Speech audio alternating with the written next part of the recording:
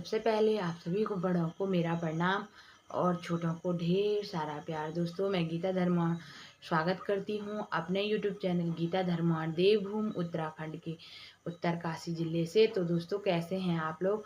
आशा और उम्मीद करती हूँ कि आप स्वस्थ होंगे। तो मैं भी ठीक हूँ और मेरी नए ब्लॉग की शुरुआत हो रही है रात के 10 बजे से। मैंने आज दिन भर वीडियो नहीं बनाई क्योंकि हम परसों रात से इतने परेशान थे कि वीडियो बनाने का टाइम तक नहीं मिला। टाइम नहीं, इतना सर दर्द और इतने बेचैनी हो रही थी कि क्या बताना।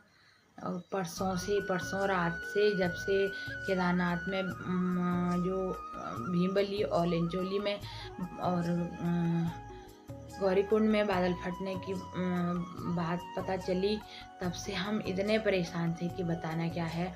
तो दोस्तों, इतने ज़्यादा परेशान हो रखे हैं कि बोलना क्या है। और मेरी छोटी बहन के पति और देवर लोग केदारनाथ में थे और उन्होंने सोचा कि हम अपने घर चले जाएं। तो कल वो डर के मारे जल्दी में केदारनाथ से अपने घर की तरफ आए और उनको क्या पता था कि नीचे रास्ता ऐसे हो रखा है। तो फ़ोन भी उनके स्विच ऑफ पड़े हुए थे कि न तो किसी से कांटेक्ट हो पाया और न कुछ, और वो बीच में फंस गई वहाँ। कल जब वो केदारनाथ से सुबह चले तो सुबह 7 बजे से रात की 8 सवा 8 बजे जंगल चट्टी में पहुँचे। तो फिर रात हो गई थी और वहाँ से पुलिस वालों ने आने नहीं दिया उनको। फिर वहीं पे जंगल चट्टी में उन लोगों को रोक दिया गया और हम ना रात भर नहीं सोए क्योंकि दोस्तों हैं तो वो मेरी बहन के पति हैं, छोटी बहन के देवर हैं, लेकिन हम उनको अपना छोटे भाई के जैसे मानते हैं और उनका भी इस दुनिया में कोई नहीं है। न माँ है, न बाप है और न बहनें हैं, 2 भाई हैं। तो हमको ऐसा लगता है कि वो हमारे ही भाई हैं। तो हम ऐसे ही सोचते हैं दोस्तों। और अपने भाई, वो अपने रिश्तेदार ना भी होते तो तब भी बहुत बुरा लगता था, लेकिन हम उनके लिए इतना परेशान रहे।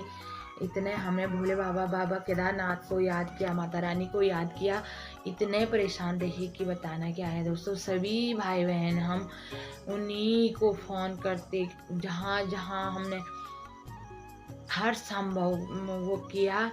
और आज जाके बड़ी मुश्किल से उनसे कांटेक्ट हो सका और आज बड़ी मुश्किल से वो अभी शाम को अपने घर सुरक्षित पहुंच गए हैं। तो कल लगा लो आप, कल सुबह से और आज शाम तक, तो 8 सवा 8 बजे शाम को अपने घर पहुंचे हैं वो। तो क्या बताना दोस्तों, क्या क्या बीती होगी उन पे वही जानते हैं, या तो बाबा केदार ही जानते हैं। और आज सावन महीने की शिवरात्रि है। तो बाबा केदारनाथ की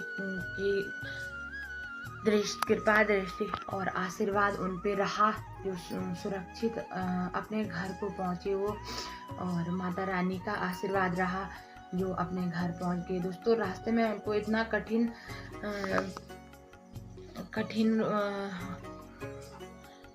कठिन रास्तों का सामना करना पड़ा, इतनी कठिनाइयों का सामना करना पड़ा कि बताना मुश्किल है। वो बता भी नहीं रहे कि हमारे साथ क्या क्या हुआ है, क्या क्या नहीं हुआ है, लेकिन बाबा केदार ने उनको सुरक्षित सकुशल अपने घर पहुंचा दिया है। और कुछ लोग, जो लोग वहाँ फंसे भी हैं, तो बाबा केदार से यही प्रार्थना करूँगी कि बाबा केदार उनको सकुशल अपने घर पहुँचाए, अपने घर लौटाए। क्योंकि एक माँ, एक बहन, सभी एक बाप की उम्मीद रहती है कि हमारे बच्चे सकुशल अपने घर पहुँचें। तो आज मैंने ना तो वीडियो बनाई, सुबह से किसी का मन ही नहीं हुआ वीडियो बनाने का। बस हमको ये था कि कब वो चट्टान से वो रस्सी वाला पार करें और कब नीचे उतरें, कब हमको फ़ोन लगाएं। तो क्या बोलना दोस्तों, उन्होंने ऐसे ही में भी हमसे फ़ोन पे बात करी और हमारा हौसला बढ़ाया ताकि घर वाले परेशान ना हों। और जो रस्सी वाला था उस वहाँ से लगातार पत्थर गिर रहे हैं, तो कैसे करके वो नीचे आए होंगे वही जानते हैं, उन्हीं की आत्मा जानती है। हम तो सिर्फ दूर से देखने वाले, हमने तो वीडियो में देखा है, लेकिन उन्होंने तो हकीकत का सामना किया है, तो कैसे हुआ होगा वही जानते हैं। तो दोस्तों, कभी किसी के भी साथ ऐसे दिन न आए जैसे दिन इन लोगों ने देखे हैं कल परसों। तो क्या बताएं। जैसे ही मैंने उन लोगों से फ़ोन पे बात करी, अपने छोटी बहन के देवर से, तो मुझे इतना भयंकर रोना आया। मैंने कहा पहुंच गए तुम सुरक्षित और बच गए हैं। तो दोस्तों, घर में बच्चे उम्मीद लगा के बैठे थे कि हमारे पापा आएंगे और कब से इंतज़ार कर रहे हैं। तो क्या बोले। और उन लोगों को अंदाज़ा नहीं था कि यहाँ नीचे रास्ता ऐसे हो रखा है। एक चौमासी के रास्ते भी एक रास्ता वहाँ से भी था, और उन्होंने ऊपर भी, पहले तो ऊपर ही रहना था केदारनाथ में, लेकिन बच्चे जो ठहरे अभी इतने भी बड़े नहीं हैं, वो उनको इतनी अकल नहीं आई कि हम ऊपर ही ठहरे। वो घबरा गए थे और उन्होंने सोचा कि 2013 की आपदा फिर से ना आ जाए। उन्होंने घबराहट में जल्दी से अपने बैग तैयार किए और घर की तरफ रास्ता लगे। तो उनको क्या पता था यहाँ नीचे ऐसे त्रासदी हो रखी है।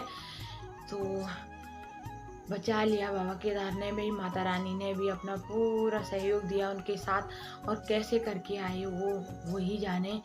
हम तो सिर्फ अंदाज़ा लगा रहे हैं। और 2 दिन तक दोस्तों खाना तक नहीं खाया।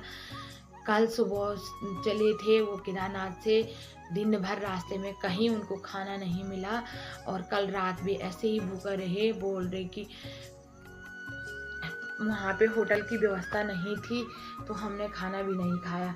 तो आज जाके जब गुप्तकाशी में पहुँचे वो लोग, तो तब उन्होंने 7:30 बजे करीब वहाँ पे खाना खाया गुप्तकाशी में।